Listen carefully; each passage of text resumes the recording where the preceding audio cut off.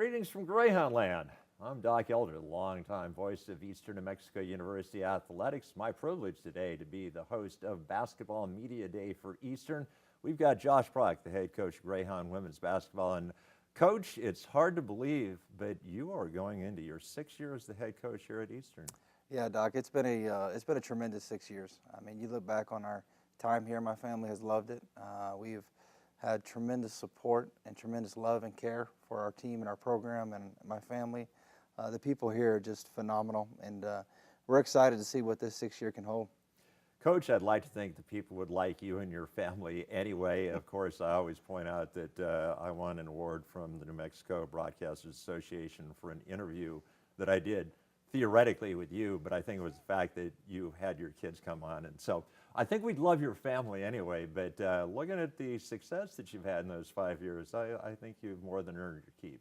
Well, we appreciate you saying that, Dawkins. It's been a pleasure, and I would say I would agree with you. Probably Nolan, who you and I tease about my son, and if we could eventually take your spot one day.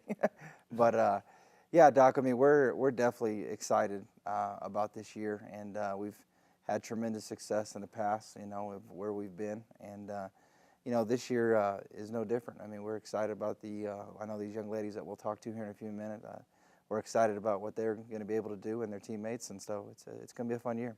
Of course, in the last 2 years, you finished first in the conference, finished fourth in the conference, so 2 top half finishes for you. In what ways, looking back to the very first year that you were here and to the year that's just about ready to get started, in what way has basketball changed under your tutelage? What's the one thing that's been the constant throughout that period? I think it's a great question, Doc. I think the one thing that's been a constant is the people and the support that you get here at Eastern. That has not changed. You know, from the administration to the public to the university to the students to everybody, we continue to get the great support, you know, that we've seen before even I got here. I would say the one thing that's definitely changed, Doc, is just the overall perception of our program. You know, before we got here, I mean, it was one of those where we hope to make the conference tournament.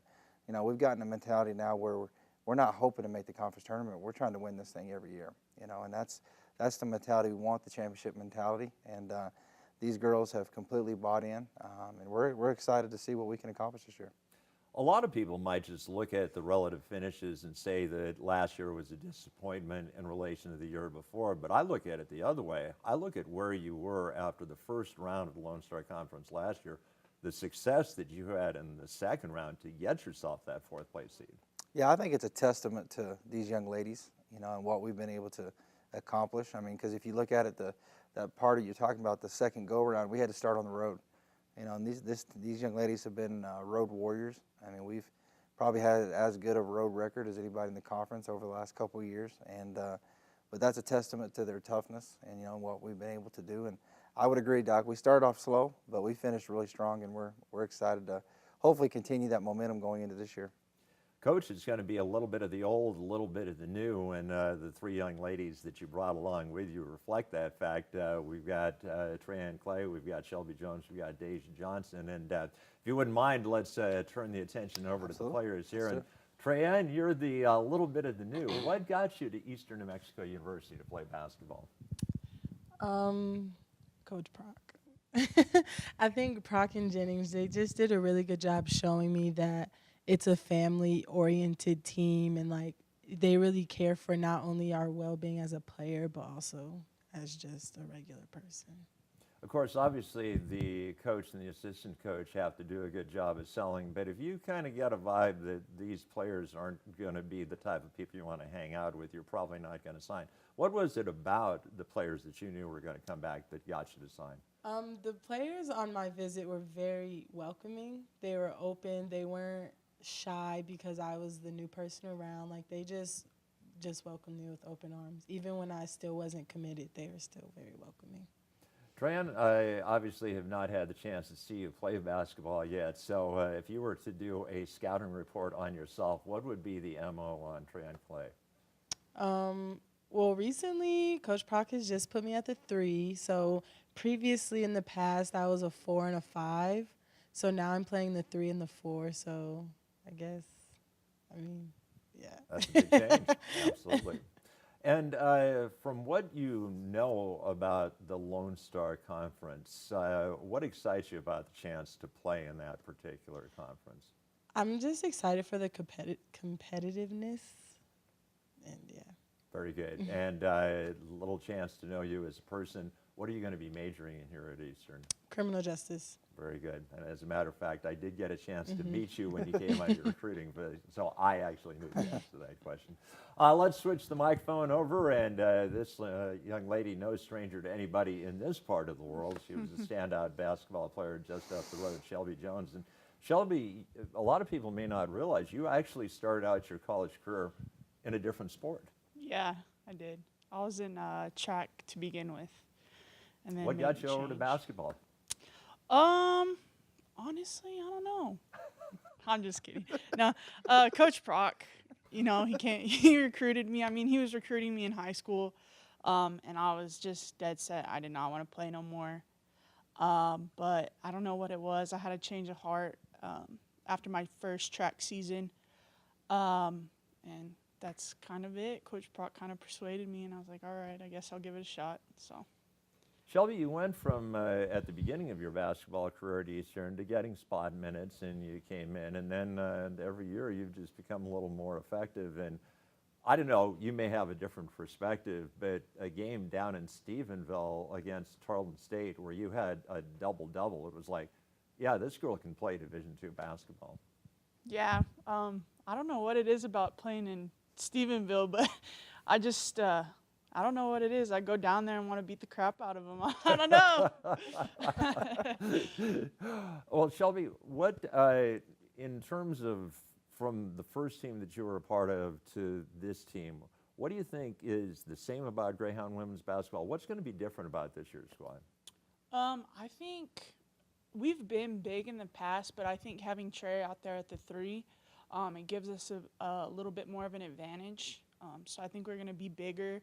I think we're going to dominate as far as rebounding goes, having, 3, it's pretty much having 3 bigs out there at the same time. So I think that's going to give us the upper hand as far as rebounding and defense goes. Well, let's pass the microphone over to Deja Johnson. And Deja, all 3 of you young ladies have a slightly different story. We've got Treyanne, who comes in as a transfer. We've got Shelby, who switched from one sport to another. You're the lone one of the 3 here. You came here to play basketball, still playing basketball. What was it that got you all the way from Hutto, Texas to Eastern to play basketball? I love the environment on my visit. Like from the moment I got here, it was just really welcoming, and even just talking to Coach Prock and the former, how long was he assistant coach? Two assistant coaches ago. Yeah, they were just really welcoming and made it feel like I really belonged here. And then when I got here, it was just the same environment. Like usually it's not like that when you are getting recruited at different schools, but it stayed consistent throughout the whole way, so I really enjoyed it, and it was easy to stay. In your years here, Deja, you've been asked to play 2 different positions. You've been asked to run the point on some occasions. You've been asked to play the 2 guard. What's the adjustment that goes through you mentally when you're being asked to make a change like that? Well, I definitely got recruited to be a 2, but that transition just came out of nowhere to the 1, and it was hard at first. I honestly still think I'm trying to find that balance, sadly, but it was a big transition, but I definitely like being point guard. And Deja, will ask you a question that we haven't asked any of your counterparts. 5 years from now, what do you hope to be doing? 25 years from now, what do you hope to be doing? 5 years, I'll be 26. I hope to be a petroleum engineer by then, hopefully. And in 25 years, I hope to still be doing that, close to retirement. There you go. That Chilling. sounds like a plan. Well, ladies, thanks so much, and we'll turn back over to Josh Prock in the amount of time that we've got left.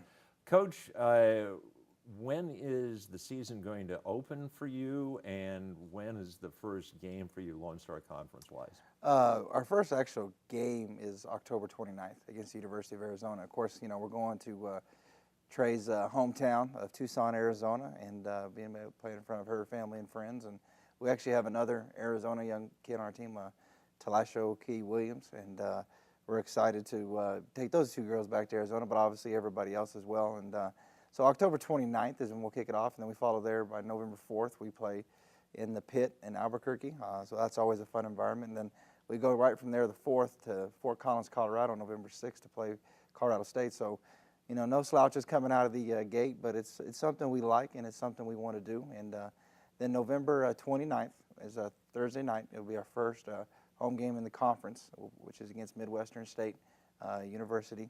And then after that, we play Cameron. And then but our first home game, Doc, is November 9th. We have a Lone Star Rocky Mountain Challenge where we're going to be playing New Mexico Highlands in Fort Lewis, and then Western New Mexico will just be opposite us. And again, I want to give a huge shout out to McDonald's and JP Stone for supporting us in that venture. And so thanks to those guys for helping us along the way. And Coach, because this is Lone Star Conference Media Day, we can guarantee the Lone Star Conference will hold up our end of the bargain in that tournament. Yeah, absolutely. That's the goal. I mean, we want to challenge ourselves against the best. And, you know, Fort Lewis, if you look at it, has been top 25 over the last two or 3 years. And Coach Flores has done a tremendous job with that program. So that'll be a fun game. And it'll get us ready for the Lone Star, which is going to be as challenging as ever. Coach, congratulations on the success. One of the real thrills of my broadcasting career was getting to broadcast an NCAA regional basketball game that you qualified for, and let's hope we're back there again this year. That's the goal. We're going to try to get back there and see what we can do. Thanks, Doc. All right, well, that is going to conclude a media day for Eastern New Mexico University Greyhound women's basketball, so I'll sign off like I always do on my broadcast. This is Doc Elder saying, so long.